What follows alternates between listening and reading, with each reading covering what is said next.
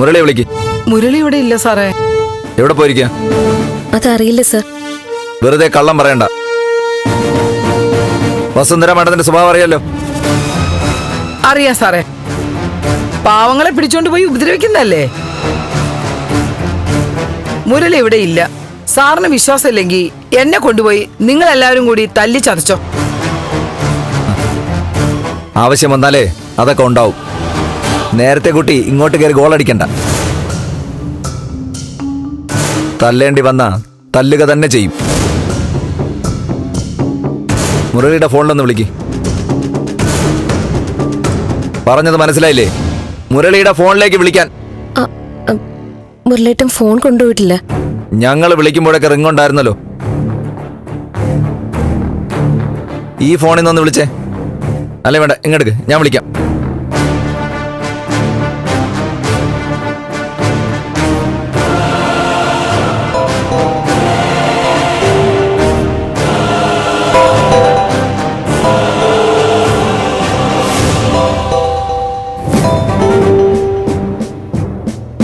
ബുദ്ധിപൂർവം കരുക്കള് നീക്കല്ലേ.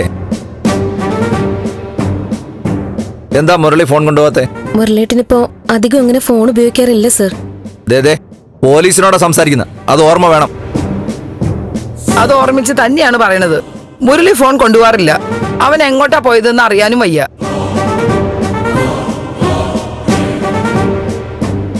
വീട്ടിലൊരാളെ കാണാതായിട്ട് അതിന്റെ വിഷമമൊന്നും രണ്ടുപേരെ മുഖത്തും കാണാനില്ലല്ലോ.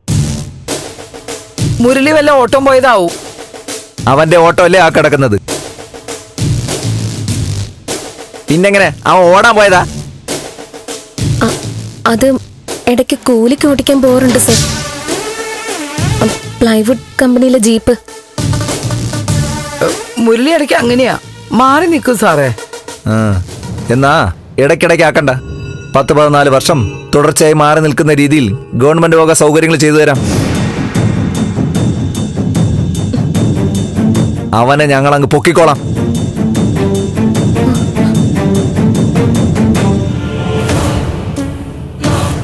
ഇനി അഥവാ പ്ലൈവുഡ് കമ്പനി നോട്ടം കഴിഞ്ഞ് മുരളിയേട്ടൻ തിരിച്ചു വന്നാ ഒന്ന് പറഞ്ഞേക്കണം.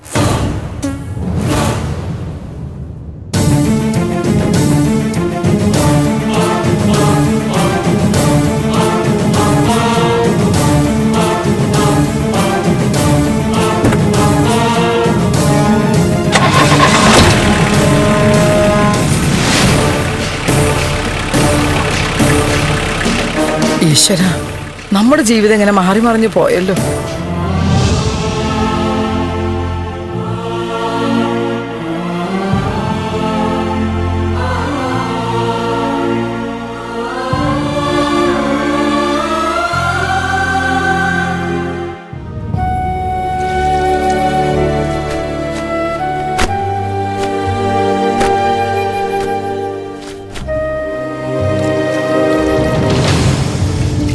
ചേച്ചിക്ക് നന്ദേട്ടനെയും നന്ദേട്ടന്റെ ചേച്ചിയും വലിയ ഇഷ്ടമാണല്ലേ? വലിയ ഇഷ്ടമാ മോളെ. ഞാനിപ്പോ ജീവിച്ചിരിക്കുന്നത് തന്നെ നന്ദുവിന് വേണ്ടിയിട്ടാ.